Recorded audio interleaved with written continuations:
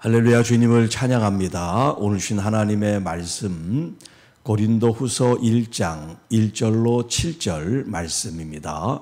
자비의 아버지 위로의 하나님이라는 제목으로 함께 말씀을 나눕니다. 자, 이제 고린도전서가 마쳐지고 고린도후서가 시작이 되는데요. 자, 이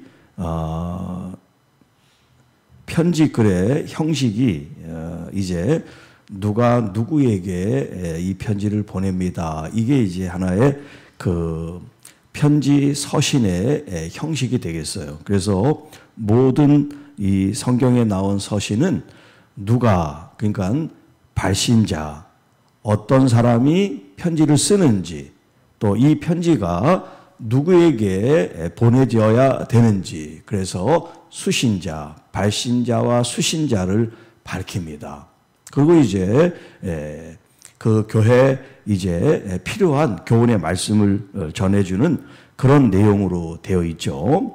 자, 그래서 여기 1절에 보면, 자, 하나님의 뜻으로 말미암아 그리스도 예수의 사도된 바울과 형제 디모데는, 자, 이 바울과 디모데가 이 서신의 지금 발신자입니다. 이 편지를 쓰는 분이 누구냐? 바로 사도 바울과 디모데가 이 편지를 보내고 있습니다 하는 것을 지금 밝히고 있어요. 그러면 누구에게 이 편지를 보내고 있습니까? 고린도에 있는 하나님의 교회와 또 온 아가에 있는 모든 성도에게, 고린도 지역에 있는 이 교회뿐만 아니라 더 확장해서 온 아가야라고 하는 이 지역에까지 모든 성도들에게 이 편지를 보냅니다. 자, 그러면서 이제 발신자, 수신자를 밝힌 다음에 이제 축복의 말씀을 합니다. 자, 하나님 우리 아버지와 주 예수 그리스도로부터 은혜와 평강이 있기를 원합니다. 하나의 인사예요. 먼저 축복을 하는 인사를 이제 하고 그 다음에 이제 교훈의 말씀을 주게 되는데, 여기 지금 이 1절, 2절이 거의 이제 비슷합니다. 그래서 여기 이제 2절에 있는 말씀도 은혜와 평강, 은혜와 평강이 이제 성도들 가운데, 교회 가운데 충만하기를 비는 그런 이제 말씀으로 되어 있어요. 자, 그리고 이제 3절부터 오늘 읽었던 이 7절까지 위로에 대한 말씀을 우리에게 이제 주고 계세요. 위로. 그리고 이 위로와 함께 어떤 이제 단어가 많이 등장하냐면 환난과 위로, 이런 말씀이 이 본문에 지금 나오겠는데, 자, 여기 이제 시작을 찬송하리로다. 자, 이 찬송하리로다는 이 표현은 뭐냐면 하나님을 찬양합니다. 하나님을 예배합니다. 하나님께 영광을 돌립니다. 이제 이런 표현이 되겠어요. 자, 어떤 점에서 하나님께 영광을 돌리고 또 감사와 찬양을 하는 이야기인가? 자, 그는 우리 주 예수 그리스도의 하나님이시요, 자비의 아버지시요, 모든 위로의 하나님이십니다. 자, 여기 그는 바로 성부 하나님을 가리킵니다. 자, 그 하나님께서는 우리 주 예수 그리스도의 하나님도 되시고, 그리고 그분은 자비의 아버지십니다. 이게 이제 자비라는 말은 긍휼이라는 이제 표현이에요. 긍휼. 하나님께서는 우리를 마치 어머니가 낳은 자녀를 사랑으로 품고 있는 것처럼 그런 긍휼과 자비와 그런 사랑을 가지고 우리를 이렇게 보살피시는 아버지십니다. 이렇게 표현하고 있어요. 그러면서 모든 위로의 하나님이 되십니다. 자, 여기 이제 위로라는 말이 여러 번 등장을 하는데, 자, 여러분 헬라어 중에 성령님을 가리키는 헬라어가 있는데 그게 뭐냐면 파라클레토스라는 말이에요. 파라클레토스. 파라라는 것은 곁에, 가까이, 옆에라는 뜻이고, 클레토스라는 것은 이제 콜링, 부른다, 이런 뜻이거든요. 그런데 이제 이게 결합이 되면서 변호사 혹은 도움을 주는 사람, 시중을 드는 사람, 이제 여러 가지 의미로서 성령님이 우리를 위로하고 또 우리를 상담해 주시고 우리를 응원하고 우리를 권면해 주는, 그러니까 이 성령님의 의미가 파라클레토스, 보혜사라 그럴 때 성령님은 우리의 것을 빼가시는 분이 아니라 당신의 것을 우리에게 모든 것을 쏟아주기를 원하는 의미가 보혜사란 말이에요. 그 보혜사 성령님 이렇게 우리에게 소개해 주고 계세요. 자, 그런데 여기 위로라는 말이 파라클레시스라는 말이에요. 파라클레토스, 파라클레시스라는 말이 같은 말인데 이 뒤에 있는 어미가 다를 뿐이에요. 그러니까 이 위로라고 하는 이 말이 무슨 말이냐. 이 파라클레토스처럼 우리 곁에서 우리를 위로해주고 우리를 품어주고 우리를 용기를 북돋아주고 하는 그런 단어가 바로 이 위로라는 의미가 있어요. 그러니까 이 위로라는 말과 보혜사라는 말이 같은 말이에요. 같은 말. 자, 모든 위로, 우리가 할 수 있는, 우리가 동원할 수 있는 모든 위로도 우리가 할 수 있는 게 있지만 하나님께서 할 수 있는 모든 것을 다 하신다니까 우리와 하나님의 그런 질적 차이에서 우리가 얼마나 많은 하나님의 도움을 받고 있는가, 그거를 이렇게 모든 위로라는 표현으로 우리를 지금 위로하고 계세요. 모든 위로의 하나님. 자, 어떤 어려움, 상처, 뭐 하든 그런 하다못해 억울함, 답답함 이런 게 있다고 쳐요. 네. 가정을 해서. 그런데 세상 누군가로부터 또 말을 듣고 아니면 뭐 위로를 받고 권면을 받고 상담을 받고서 조금은 위로가 될 수도 있고 풀릴 수도 있겠죠. 그런데 뭔가 아직도 남아있는 게 있다고 그랬을 때, 사람에게는 다 풀어지지 못하는 뭔가가 있을 때 마지막으로 우리가 찾아갈 수 있는 것이 어디입니까?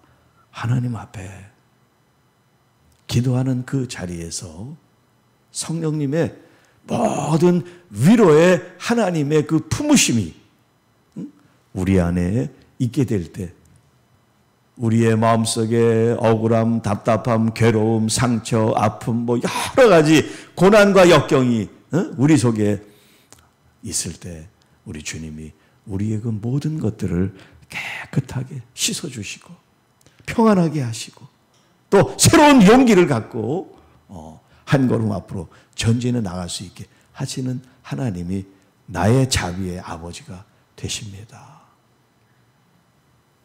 그래서 그분을 찬송하고 찬양하고 감사하고 영광을 돌리라고 이렇게 사도 바울이 우리에게 말씀하고 있어요.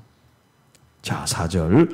우리의 모든 환난 중에서 우리를 위로하십니다. 우리로 하여금 하나님께 받은 위로로서 모든 환난 중에 있는 자들을 능히 위로하게 하시는 이가 하나님이십니다. 자, 지금 여기 위로와 함께 등장하는 단어가 환난이라는 말이에요. 환난.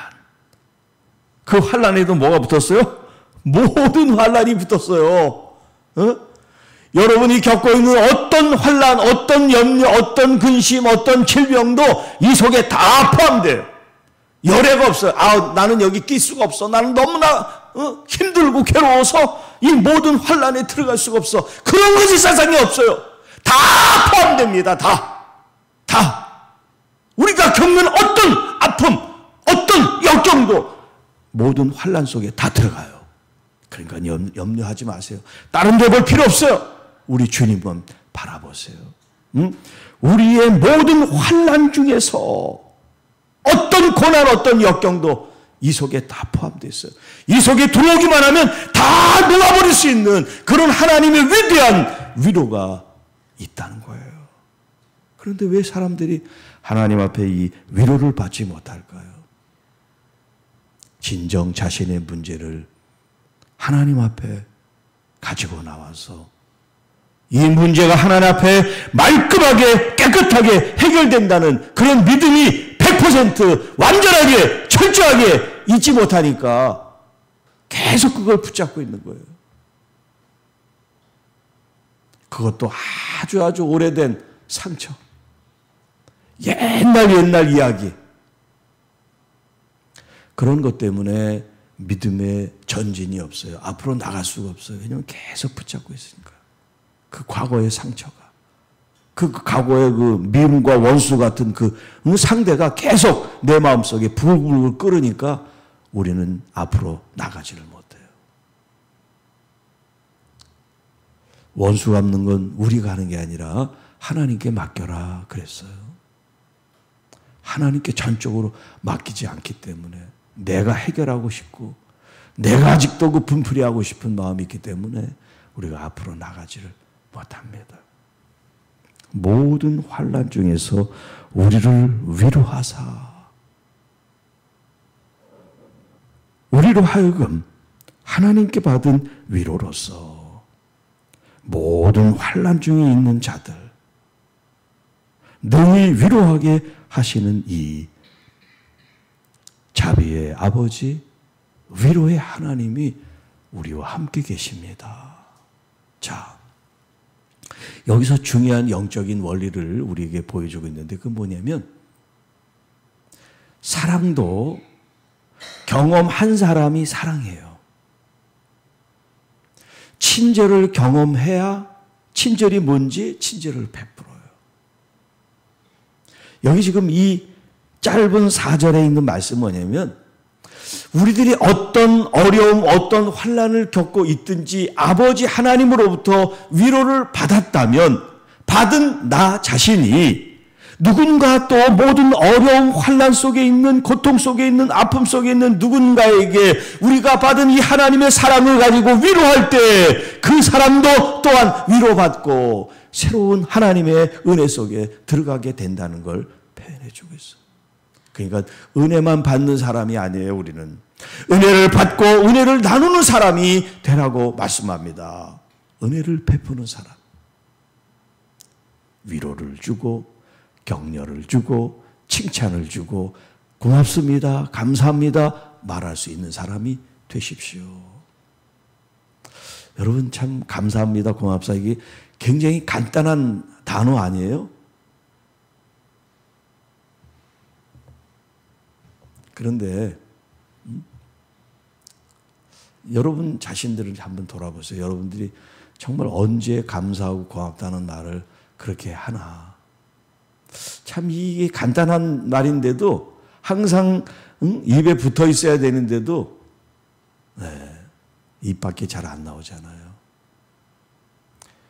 평생 감사하단 말 하지 못하고 죽는 사람도 있어요.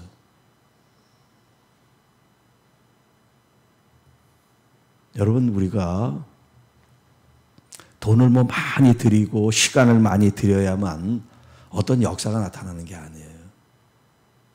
아주 간단한 건데 그 쉬운 말을 못해서 우리 인생이 굉장히 퍽퍽해요. 내가 감사를 하면 이 사람이 위로를 받고 은혜를 받고 하기 전에 내 자신의 마음이 옥토처럼 이게 부드러워져요. 이 말 한마디가. 그런데 그 말 한마디를 못해서 내 마음은 딱딱하고 굳어져 버린 그런 메마른 땅같이 되어요. 심령이. 한번 우리 교인들은 보지 말고 주변에 있는 사람을 보세요. 주변에 있는 사람.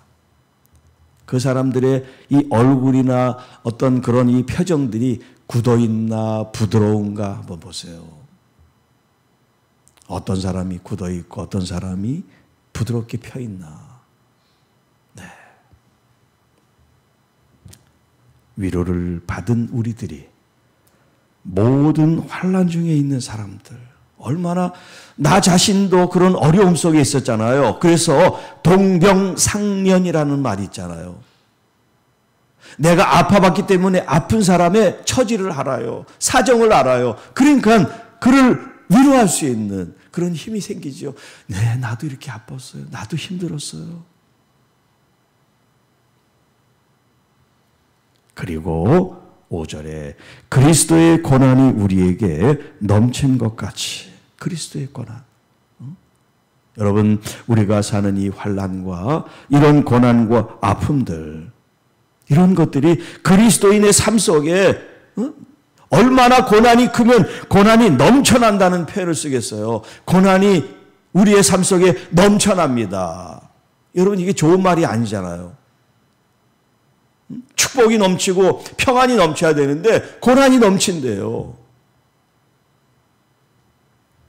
고난이 넘친 것 같이 우리가 받는 위로도 그리스도로 말미암아 넘치는도다. 그런데 고난이 넘치고 힘듦과 여러 가지 어려움들이 있지만 그것이 다가 아니라 그때마다 위로를 주시고 그때마다 일어나게 하시고 그때마다 새로운 힘과 용기를 주시고 그때마다 살 길을 열어주시는 하나님이 우리 아버지가 되십니다. 그러니까 고난만 보면 안 돼요. 왜 이렇게 나만 고통 속에 빠지게 하십니까? 하나님 왜 그러십니까? 하나님 안 계십니까? 그러지 말고 고난, 역경 힘들 때 여러분 의지할 때를 만드셨잖아요. 파라클레토스 성령님이 계시잖아요. 그러면 이 고난, 역경, 이 답답하고 억울한 모든 상황도 성령님이 뛰어넘게 해 주신다는 역사를 우리에게 말씀합니다. 우리가 환난 중에 환난 당하는 것도 너희가 위로와 구원을 받게 하려는 것이다. 하나님께서 환난을 막아주실 수 있고 고난도 막아주실 수 있고 또 여러 가지 질병도 막아주실 수 있는데 하나님께서 그것을 허용하신 이유는 위로와 구원을 받게 하려 함이라. 하나님의 역사와 능력을 통해서 우리와 하나님이 지금 나를 위로하시고 나를 격려하시고 나를 지지하시고 나와 함께 하시는구나. 나를 이 환난에서 건져내시는 아버지시구나. 그것을 알게 하시기 위해서입니다. 우리가 위로를 받는 것도 너희가 위로를 받게 하려는 것이니. 자, 사도 바울과 이 목회자들이 먼저 위로를 받고 하나님으로부터 은혜를 받은 이것이 지금 이 성도들 여러분들에게도 이런 환난과 어려움 속에 있을 때 하나님의 위로가 주어지게 될 것입니다. 이런 격려의 말씀을 지금 하고 있어요. 우리만 위로를 받은 게 아니라 여러분에게도 그 은혜가 이제 임하실 겁니다. 그런 믿음의 소망을 주고 있어요. 위로가 너희 속에 역사하여 우리가 받는 것 같은 고난을 너희도 견디게 하느니라. 사도 바울이라고 해서 디모데라고 해서 목회자로 해서 성령 충만하다고 해서 고난이 없는 게 아니라 사도 바울은 어떤 사역자보다 어떤 사도들보다 어떤 성도들보다 가장 고난이 많았던 사람이 사도 바울이에요. 여러분, 그렇게 복음을 위해서 결혼도 하지 않고 오직 십자가 복음을 전하는 이 사도 바울을 하나님이 어여삐 여기시고 고난도 하나도 없이 핍박도 하나도 없이 그렇게 사역했다면 얼마나 좋았겠을까요? 그러나 누구보다 주님을 사랑하고 주의 사역으로 가장 뛰어났던 사도 바울이 가장 큰 고난을 받았다는 거예요. 그런데 그 고난이 고난이 아니라 영광이요 면류관인 거예요. 그때마다 하나님이 피할 길을 주시고 그때마다 하나님의 은혜가 이 사도 바울과 함께 했으니까요. 나의 나된 것은 다 하나님의 은혜입니다. 할렐루야. 여러분, 힘들고 어려운 상황 속에서도 우리 주님의 위로를 여러분이 구하시고 주님께서 너와 여러분과 함께 하심을 경험하게 되기를 축복합니다. 너희를 위한 우리의 소망이 견고함은 너희가 고난에 참여하는 자가 된 것 같이 위로에도 그러할 줄 알미라. 고난에도 또 위로에도 주님이 우리와 함께 하셔서 이 고난도 극복하게 하시고 또 또 정말 하나님의 나라에 대한 소망을 꿈꾸며 주님께서 주시는 위로로 힘을 얻고 그 새 힘을 가지고 다시 또 십자가의 복음을 들고 전진해 나가는 그런 믿음의 성도들의 이야기. 이것이 과거 고린도 교회를 향한 말씀이기도 하지만 오늘을 살아가는 바로 나의 이야기, 우리의 이야기가 될 수 있도록 아파만 하지 말고 괴로워만 하지 말고 속상하고 답답해만 하지 말고 이제 일어서 주님 앞에 나오세요. 그리고 주님 앞에 무릎을 꿇고 여러분의 마음을 하소연하세요. 다 아픔을 쏟아 놓으세요. 우리 주님의 한없는 위로와 사랑을 통해서 여러분들이 진짜 회복이 돼서 우리 주변에 아픈 사람, 답답한 사람, 고난과 또 질병과 어려움 속에 있는 사람들의 진짜 보혜사 성령님과 함께 위로하는 하나님의 귀한 자녀들이 되시기를 주님의 이름으로 축복합니다. 기도하겠습니다. 월삭 감사예물 강춘택 이정자 권사님, 이태숙 권사님, 이봉래 권사님, 김방남 집사님, 김영민 권사님, 이금순 집사님, 하나님 아버지 감사합니다. 이제 이 월삭 예배를 통해서 하나님께 영광을 돌리며 또 귀한 정성과 마음으로 하나님 앞에 예물을 심는 귀한 가정들, 하나님께서 한 가정 하나님께서 머리에 안수해 주시고 축복하시고 또 자손 또 손에 수고하는 모든 일터 위에 하나님의 복과 은혜가 넘쳐날 수 있도록 주여 도와주시고 역사하여 주옵소서. 또 이제 이 12월 믿음으로 시작하는 우리 모든 주의 자녀들과 하나님 성도들을 주님께서 인도해 주시고 특별히 환난과 질병과 어려움 속에 있는 모든 성도들에게 하나님의 위로와 사랑과 자비와 긍휼과 은혜가 넘치는 주님과 깊은 만남과 교제와 인격적인 역사가 일어나는 이 12월 달이 되게 하셔서 옛 상처, 아픔, 갈등이 지속되지 않도록 아름다운 유정의 미를 맺고 새해를 맞이하는 우리 모두가 되게 하옵소서. 이 모든 말씀 우리를 구원해 주신 우리 구주 예수님의 이름으로 감사하며 축복하며 기도하옵나이다. 아멘.